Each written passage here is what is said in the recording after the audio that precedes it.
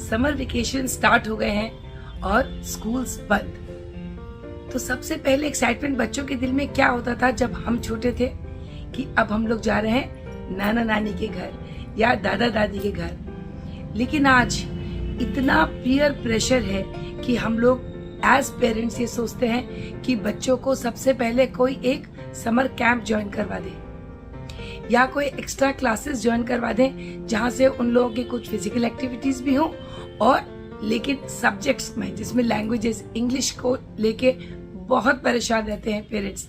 तो वो सोचते हैं कि इंग्लिश के कुछ क्रैश कोर्सेज ज्वाइन करवा दें जिससे उनके बच्चे को छुट्टियों में इंग्लिश बोलना आ जाए। तो मैंने सोचा कि क्यों ना उनको घूमने का मौका मिले, वो जाएं, हिल स्टेशन जाएं, बर्फों में जाएं, पहाड़ों में जाएं, नाना नानी दादा दादी के पास जाएं, लेकिन पेरेंट्स की एक्सपेक्टेशंस को भी पूरा करते रहे। तो इसीलिए मैं इस बार एक सीरीज लेके आई हूँ इस वेकेशन में, जिसमें मैं कुछ स्पोकन इंग्लिश की ट्रिक्स बताऊंगी जिससे आप लोग इंग्लिश बोलना 2 महीने में फट से सीख जाओगे और छुट्टियों को एंजॉय भी कर सकते हैं। ठीक है, are you all ready? Packing करने से पहले याद रखना कि कॉपी पेंसिल जरूर रख लेना, बिकॉज जो भी आप घूम फिरने के आने के बाद जब मेरी इस वीडियो को देखो, इनसे जो कुछ भी सीखो जस्ट राइट डाउन, और जो आप लिखो वो मुझे आप कमेंट सेक्शन में भेज भी सकते हो। कोई क्वेरीज हो तो वो भी आप मुझसे पूछ सकते हैं, so that I clarify those queries in my next episode and हम इन क्लासेस को इतना एंटरटेनिंग और सिंपल कर लेंगे कि पेरेंट्स बिल्कुल नहीं चिल्लाएंगे कि मेरे बेटे को इंग्लिश नहीं आ रही, हम कहीं घूमने नहीं जा सकते। We need to attend the extra classes, special classes, crash courses. चलिए, तो welcome to my show Deepti के झरोखे से, और आज हम बात करेंगे कुछ इंग्लिश ग्रामर के रूल्स की। नमस्कार एंड वेलकम वंस अगेन। तो आज हम बात करते हैं सिंपल पास्ट टेंस की। 3 टेंसेस होते हैं, past, present and future. Present का मतलब जो हो रहा है, मैं आपसे बात कर रही हूँ, जो कंटिन्यूअसली बात कर रहे हैं, कोई भी काम हो रहा है कंटिन्यूअसली तो ING इंग लग जाता है, तो I am talking to you. और तुम क्या कर रहे हो? You are listening to me. और तुम मुझे देख भी रहे हो, यू आर वॉचिंग मी। ठीक है, अब चलते हैं पास्ट टेंस पर। आज हम बात करेंगे सिंपल पास्ट टेंस की। सिंपल पास्ट टेंस बहुत इजी है, बस एक रूल याद रखिए कि जब आपको हिंदी, क्योंकि देखिए हिंदी हमारी मातृभाषा है, और मदर टंग इज हिंदी, तो हर word to word Hindi to English translation करेंगे तो इंग्लिश एक बहुत ही अजीब सी हो जाएगी। It will make no sense. उसके लिए ट्रांसलेशन तो होता है, लेकिन कौन सा वर्ड पहले कौन सा बाद में लगता है वो सब डिटेल्स बाद में करते हैं। It should become, this video should be very engrossing. तो मैं आपको सबसे पहले क्या बता रही थी? Simple past tense. Past tense जो हो चुका, उसको पता कैसे करें कि ये सिंपल, ये पास्ट टेंस है? जब भी सेंटेंस के एंड में वाउल साउंड आए, वाउल्स जानते हैं ना, 5 vowels, AEIOU।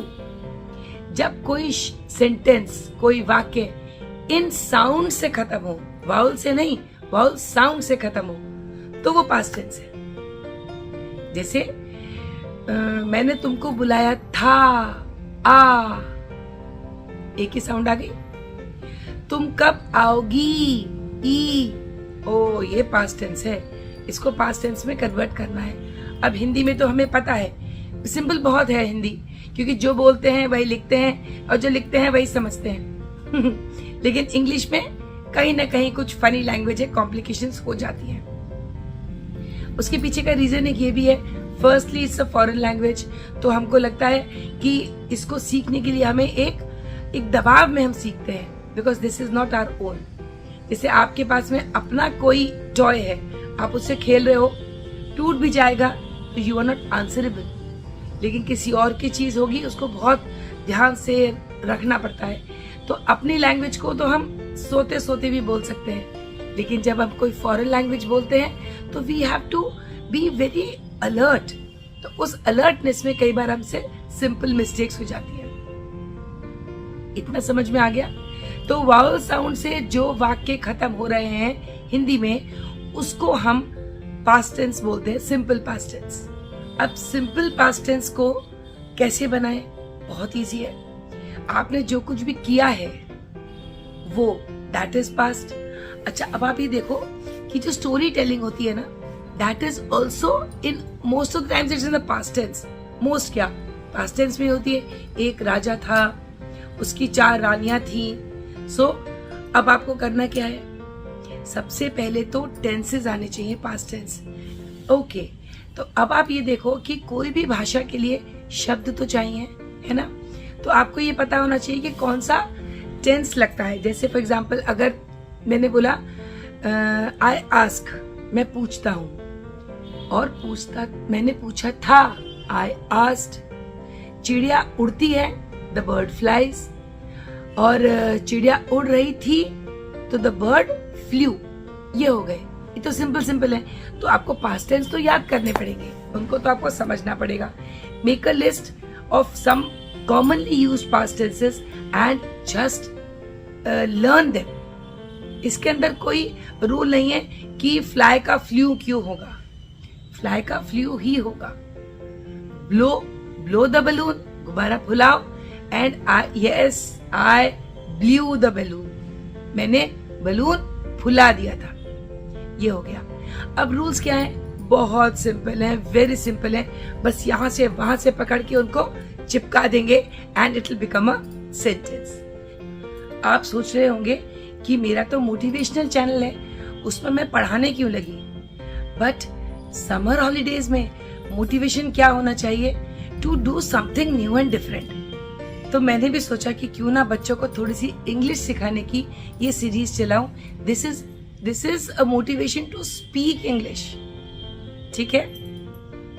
Okay, so let us start. जो सिंपल पास्ट टेंस है उसके 4 तरह के सेंटेंसेस होते हैं। एक एफर्मेटिव, जैसे कि मैं कहूं मैंने तुम्हें बुलाया था, I called you. Simple affirmation से बोल दिया। ठीक है। सेकंड होता है नेगेटिव, पर तुम आए नहीं। आए नहीं ही पीछे वाउल साउंड जरूर आया सेंटेंस में। तो पहला क्या है? एफर्मेटिव। दूसरा क्या है? नेगेटिव। तीसरा क्या है? इंटरोगेटिव। अक्सर जैसे मम्मियां करती है ना, कहाँ गए थे तुम, इतनी देर से क्यों आए? तो उसके अंदर क्या लग जाता है? हेल्पिंग वर्ब लग जाता है। अच्छा, पहले समझा दूं कि जो एफर्मेटिव सेंटेंसेस होते हैं उसमें subject second form of verb. Second form क्यों लगेगी? क्योंकि पास्ट टेंस है। प्रेजेंट टेंस में फर्स्ट वर्ब लगती है, पास्ट टेंस में सेकेंड फॉर्म लगती है। ठीक है। तो सब्जेक्ट, वर्ब की सेकेंड फॉर्म एंड ऑब्जेक्ट। ये तो बन गया आपका बड़ा सिंपल सा एफर्मेटिव सेंटेंस।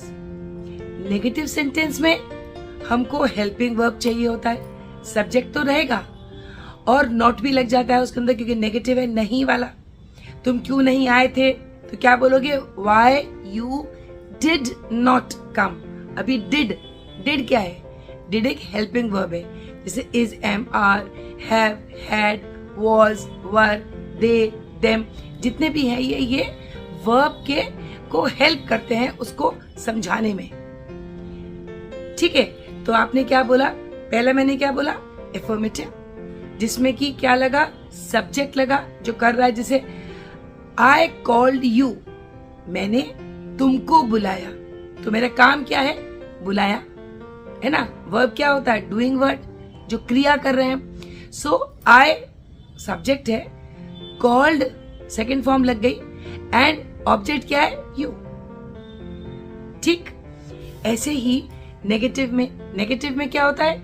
उसमें हेल्पिंग वर्ब लग जाता है। तो सब्जेक्ट, हेल्पिंग वर्ब, फिर वर्ब तो क्या कर रहे हो वो तो बताना ही है ना, एंड ऑब्जेक्ट। तो जैसे कहें तुम क्यों नहीं आए, why you did not come. ठीक है। जैसे एक और सेंटेंस बताऊं, मुझे तुमसे बात नहीं करनी। अब मुझे तुमसे बात नहीं करनी, पहले पता करो, दिमाग से पूछो ये एफर्मेटिव है नहीं नहीं, एफर्मेटिव नहीं है तो नहीं करनी, नेगेटिव आ गया। तो क्या किया तुमने? आई डू नॉट, तो डू नॉट को क्या बोलते हैं? डोंट। आई डू नॉट, तो डू क्या है? Helping verb. I do not want to talk to you, इसमें वर्ब क्या है? टॉक। इसमें क्योंकि देखो जो हेल्पिंग वर्ब है ना, उसके साथ में जो वर्ब की फर्स्ट फॉर्म ही रहती है, क्योंकि दोनों अच्छे फ्रेंड्स नहीं है। उन्होंने कहा जहां तुम रहोगे वहां मैं नहीं रहूंगा, ठीक है? तो वर्ब की फर्स्ट फॉर्म ही रही। I do not want to talk to, object क्या है? यू, ठीक। तीसरा आया इंटरोगेटिव। अक्सर मम्मी पूछती है या क्लास में टीचर पूछती है, why you had gone out, why did you come late, तुम लेट क्यों आए? अब डिड आ गया, जब डिड आ गया, हेल्पिंग वर्ब अगर आ गया तो वर्ब की फॉर्म चेंज नहीं होती। अगर हेल्पिंग वर्ब नहीं है तो वर्ब की सेकंड फॉर्म लग जाएगी, क्योंकि पास्ट टेंस हमेशा सेकंड फॉर्म का तीन टेंसेस है, प्रेजेंट, पास्ट एंड फ्यूचर, तो बीच वाला है, तो इसे सेकंड फॉर्म ही लगती है पास्ट टेंस में, सिंपल पास्ट टेंस में, ठीक है। एंड द फोर्थ सेंटेंसेस जिससे पता चलता है कि ये हमारा सिंपल पास्ट टेंस है, वो होते हैं WH questions. WH very simple, सुनने में लगता है पता नहीं WH क्या होगा। W is what, where, why, है ना, और H से who। जिन क्वेश्चंस में इस तरह से शुरू होता है, वेयर डिड यू गो, तुम कहाँ गए थे, अगर मैं बोलूं तुम का तो हो गया यू, कहाँ का मतलब हो गया वेयर, गए थे गो, तो यू वेयर गो। हमेशा जो WH क्वेश्चंस हैं वो स्टार्ट ही W या H से होते हैं, क्वेश्चंस है वो। तो वेयर, अब डिड आ गया तो गो आएगा कि वेंट आएगा, मुझे कमेंट सेक्शन में लिख के बताना। तुम कहाँ गए थे, वेयर डिड यू डैश, चलो ऐसे ही बता दो, बताओ बताओ। Yes, go, where did you go, where did you went नहीं होगा, अगर वेंट आना है तो वेयर यू वेंट, ठीक है। तो डिड आ गया, अगर कोई हेल्पिंग वर्ब आ गया है तो उसमें वर्ब की फर्स्ट फॉर्म ही रहेगी। समझ में आया? अब मैं तुमको एक छोटे से 4-5 सेंटेंसेस बताती हूँ, फटाफट लिखो, हिंदी में लिखना, उसको फिर इंग्लिश में ट्रांसलेट कर सकते हो, ठीक है। ओरली मेरे साथ कर लेना और बाद में उसको इंग्लिश में कन्वर्ट कर लेना। अच्छा, सबसे अच्छा तरीका है पास्ट टेंस लर्न करने का, स्टोरीज सुनाओ, सिंपल स्टोरीज, या मम्मी या तुम्हारी आंटी कुछ अगर गॉसिप्स करते ना, पता है वहां पर ऐसा हुआ था, उनके घर में कोई आया था और उन लोगों ने तो उनसे लड़ाई कर ली। अब ये सब चीजें पास्ट की हो गई, अभी तो नहीं हो रहा। तो गॉसिप अगर करनी है dear parents, then also you have to be very fluent in your English grammar and spoken English. और स्पोकन इंग्लिश को जल्दी से सीखने, क्योंकि इंग्लिश बहुत आती है, बहुत से लोगों को वर्ड्स आते हैं, वोकैबुलरी अच्छी होने से कोई फायदा नहीं है अगर आपने ग्रामेटिकल उसमें मिस्टेक्स कर दी। लिसन टू इंग्लिश म्यूजिक, उससे आपको एक्सेंट मिलेगा। और आप ये सोच लो कि मैं तो इंग्लिश में ही बात करूंगा, जिसको मेरी मजाक बनानी है बनाओ, सिंपल सिंपल वर्ड सेंटेंसेस बनाओगे, उसके बाद में you can make big sentences. और हमारी जो ये इंग्लिश स्पीकिंग की जो हमारी सीरीज चल रही है, जो आज जिसका कि आज फर्स्ट एपिसोड है, इसमें मैं आपको कुछ फ्रेजेस भी बताऊंगी, कॉमनली यूज फ्रेजेस, लेकिन वो बाद में। पहले हमको टेंसेस आ जाएं, फिर हमको आर्टिकल्स और प्रपोजिशंस आ जाएं, बेसिक्स तो आ जाएं। अगर हमें थोड़ा आए, believe in quality not on quantity, ठीक है। ओके, चलिए, आशा करती हूँ आप लोग के हाथ में कॉपी पेंसिल है। तो मैं फर्स्ट सेंटेंस बोल रही हूँ, एक राजा था। एक राजा था, आ वाउल साउंड से एंड हुआ है, तो देयर वॉज अ किंग। अगर यही होता कि राजा है, there is a king, is का past tense, was, there was a king. उसके 4 रानियां थी। कितनी रानियां थी? 4 थी, साउंड आ गई, तो उसके 4 रानियां थी। ही हैड, हैज नहीं होगा। अगर उसकी 4 रानियां हैं, ही हैज, उसके पास हैं, ही हैज 4 क्वींस।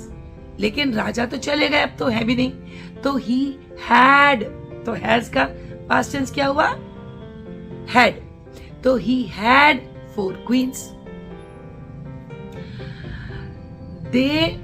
वो आपस में, वो प्यार से रहती थी, वो प्यार से रहती थी। दे लिव्ड, अब रहने का तो लिव होता है, वो रहती हैं, दे लिव हैप्पीली, लेकिन वो रहती थी, दे लिव्ड हैप्पीली। ठीक है, फिर क्या हुआ? नंबर 4,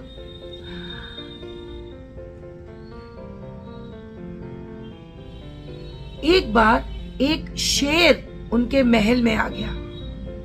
वंस अ लायन, अब कम तो नहीं होगा, कम क्यों नहीं होगा? उनके कमरे में एक शेर आ गया, अभी आया है, तो oh the lion comes in, आ रहा है, the lion is coming in the room, ing लग गया, तो the lion comes in the room, वो रोज ही आता है रोज नहीं आता। तो एक बार उनके महल में एक शेर आ गया। वंस अ लायन, कम का सेकेंड फॉर्म क्या होगा?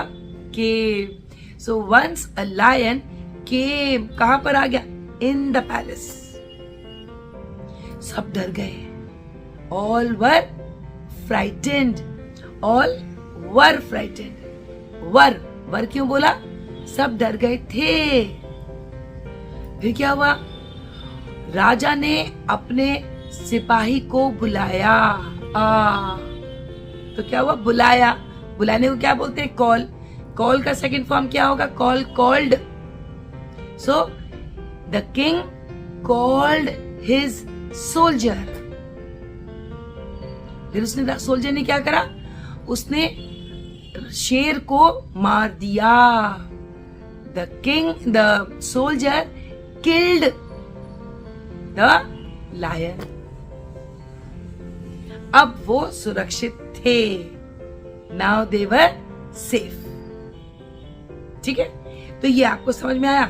4 टाइप ऑफ सेंटेंसेस होते हैं सिंपल पास्ट टेंस में। Quick fast understanding. Simple past tense 4 तरह के सेंटेंसेस होते हैं, affirmative, negative, interrogative and WH questions, right. Affirmative के रूल है सब्जेक्ट प्लस वर्ब का second form plus object. Negative का subject plus helping verb plus not plus verb का form plus object. आपको देख के बड़ा जरूर लग रहा है, लेकिन है ये बहुत सिंपल। जैसे I will not come with you, तो आई क्या हो गया? सब्जेक्ट।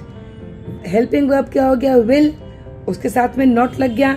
वर्ब क्या है? या कम, और ऑब्जेक्ट क्या है? With you. सिंपल रहा ना।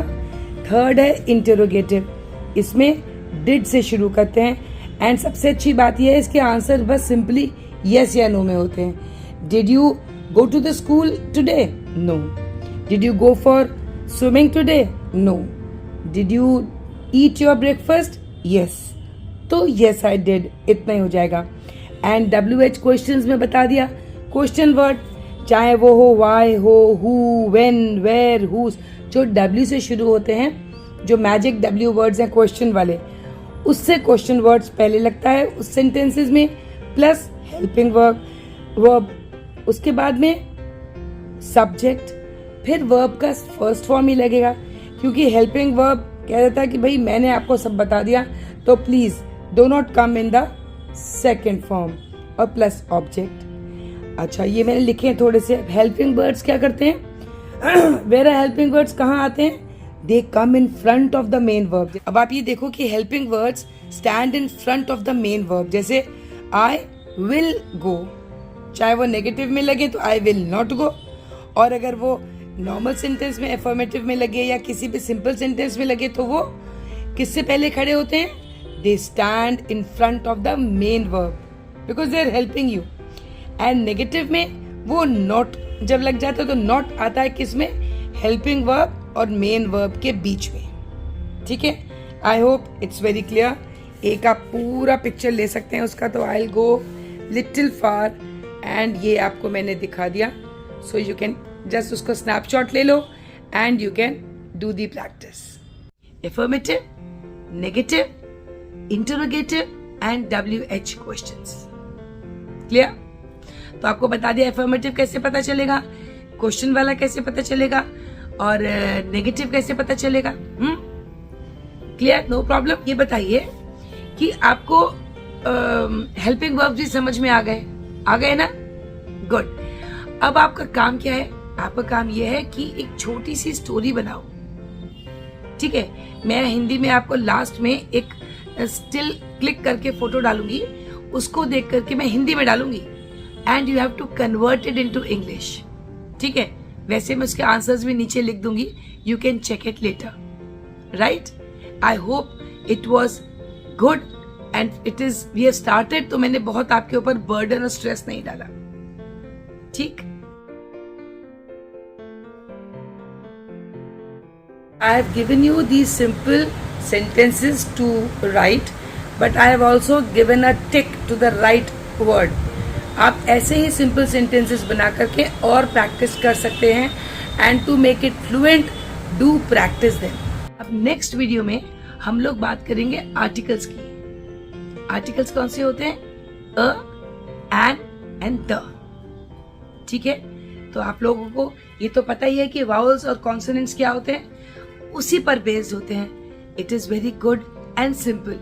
लगता है हमें आता है, लेकिन जब हम करने चलते हैं ना तो हमसे गड़बड़ हो जाती है. You know why? Because we think that we know and we do not practice. तो dear children and dear parents, जो भी सीखना चाहते हैं इंग्लिश को या किसी भी चीज को, आपको सीखने के लिए प्रैक्टिस जरूरी है. Only practice makes a man perfect. तो आई होप कि आपको सिंपल पास्ट टेंस समझ में आ गया होगा. और अगर कोई भी क्वेरी है तो please be free to give me a comment in my comment section and उसको देख करके मैं नेक्स्ट अपनी सीरीज की सेकंड एपिसोड में आपको वो सब चीजें क्लियर कर दूंगी. I hope you are motivated and you are happy that yes you can do it. And when you think that you can do it, 50% you have won the race. मिलेंगे next week with articles. तब तक take care of yourself and be happy and enjoy your holidays. Bye bye.